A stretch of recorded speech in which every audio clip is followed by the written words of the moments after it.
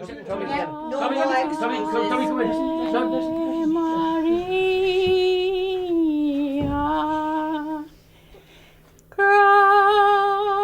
gratias plena,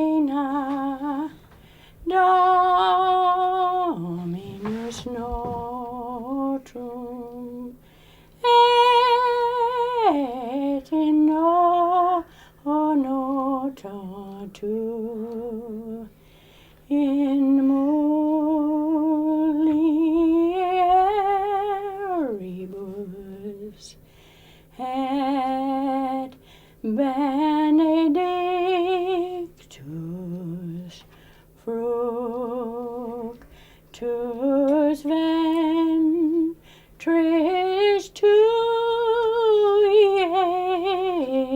Iesu, ventre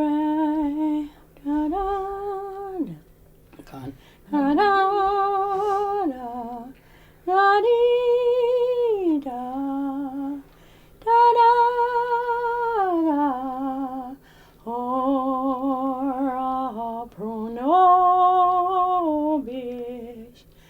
nobis peccatoribus, et in nostrum notum notre. Amen. Amen.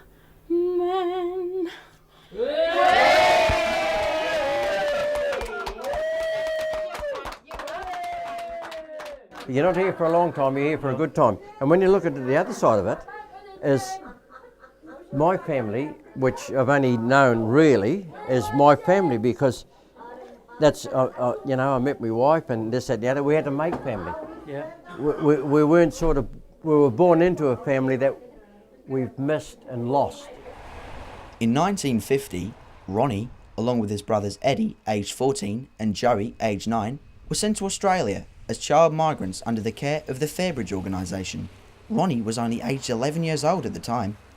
The very last images of my mother at that stage was away from the back of the double-decker bus.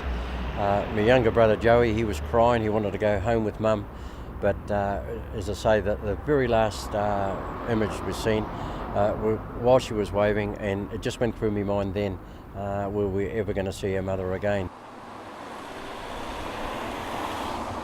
It wasn't until 33 years later we actually did see Mum. Memories of my mum, she was a conductress on the bus. I can remember she worked hard, she did 12-hour shifts. We were just let loose, we had no discipline in the house at all. And when Mum used to come home, we used to hear her singing out, Eddie, Joey, Ronnie, and you could hear it all around the square. The boys were brought up in the notorious Rochester dwellings, one of the worst post-war slum areas of Newcastle upon Tyne, England.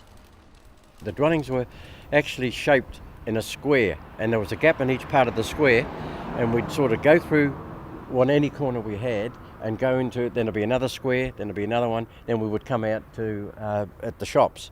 As kids, we really knocked around the dwellings as dwelling kids, but it was a real poor class living, so it was low council housing. If anything wasn't tied down, bolted down or screwed down, we would get it, we'd lift it. And they were doing prefab housing, which was, once again was cheap housing by the council, and we actually, and we were known for it too, as the Sabin kids, but it was a gang of us. We actually went into the prefabs and just destroyed them. We just kicked the whole blooming place because it was quite easy material to break, and as kids we just wrecked it. Yes, we just used to get up with mischief and that, and as I say, we'd pinch a pram, as long as there wasn't a baby in it. All we wanted was the wheels so we could make a go-kart, and that's how we used to get our stuff around. We had so much time, and without discipline, we just used it in a real destructive manner.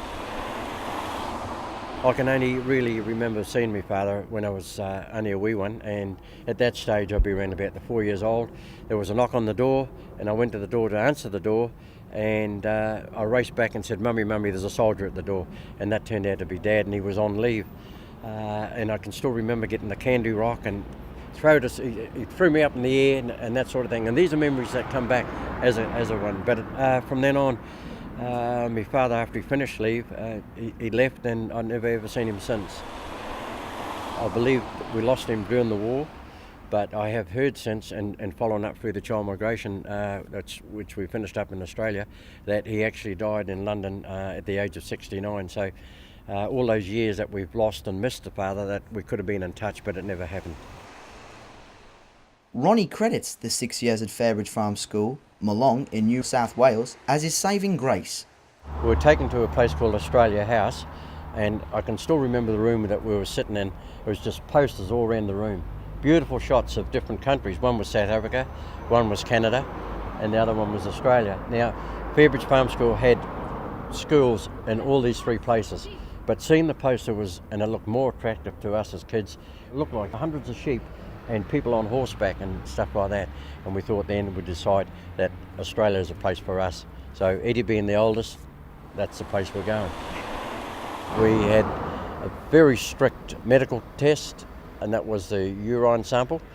We went in there and into a cubicle, and we had to fill a bottle up, and then we were going to take a sample. My two brothers were having problems with that, but I sorted it out quite nicely because I had probably a good half to 3/4 full, so I dolloped a wee bit in each one of them.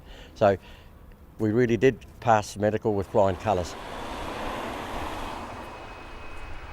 Certainly brings back memories. Ronnie's book, The Long Way Home, adds a positive perspective to the child migrant scheme debate. It's a fascinating story about his indomitable spirit, his success as a businessman across Australia and New Zealand, in which he pays tribute to the Fairbridge Organisation for helping him turn his life around. It also details Ronnie's delight at finally being reunited with his family back in England. No, I was just saying earlier that definitely no wings on a kiwi. Kiwi can't fly. So it's just like the haggis from Scotland. Do you know that the haggis can't fly? No, because the Scotsman got it, has he? I don't know.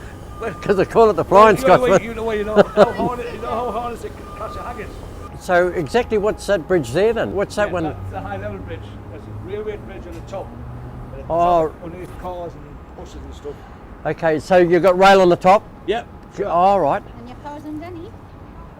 All right. Yeah. And that's the Tyne Bridge. Just remember when you go into Wormald, any Geordie, and always associate Newcastle with the Tyne Bridge. Because once you come across from Gateshead to Newcastle, they're home. Your roots are only so high here, unfortunately, because you left a lot of years ago. Your roots have grown along across in Australia and New Zealand, but your roots will always be on this side of the bridge. Yeah. And you can't ever take that away. No. And That's it's going to be that person here. That's your pride. It's going to be a day when we bring the family That's in. right. Have a look, Yeah, and they're going great, to love it. And they're going to meet the family that I've met. Yeah, and sure. never even knew I had. I've got one condition: as long as they pay their turn, they can make as many times they want to me. I'll go along with that. but it's a fact. Now what I'll do, we'll go through this for a start. You go. When I go, ooh, that's when you go, ooh, and poke your tongue out. We'll do a similar. There you go. One tin of baked bean, 2 tin of jam. So what we're going to do here, so you're ready. Don't forget we've got the arm going. Okay, Ready? okay. Don't forget we're going. Yeah. Poke your tongue. And?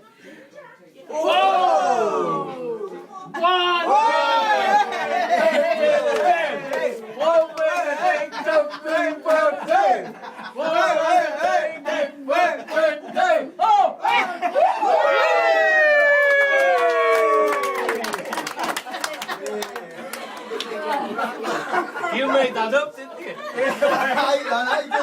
Tell you what, it's been terrific. I've really enjoyed the stay in England. As I say, we come into a family that was unknown, but here we are. We're ready to fly out tomorrow. It's been 2 weeks full on, but it's been 2 weeks I'll never forget.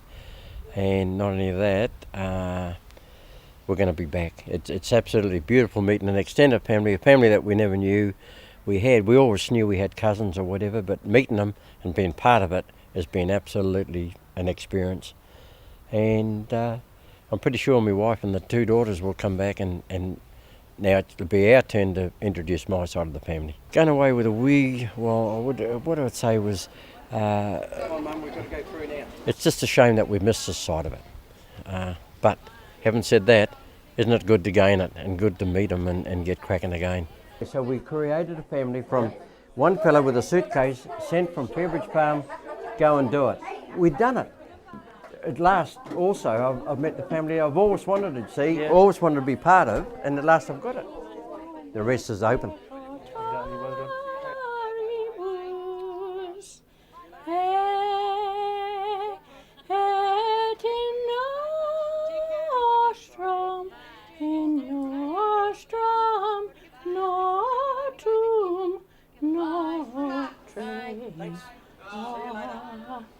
Man.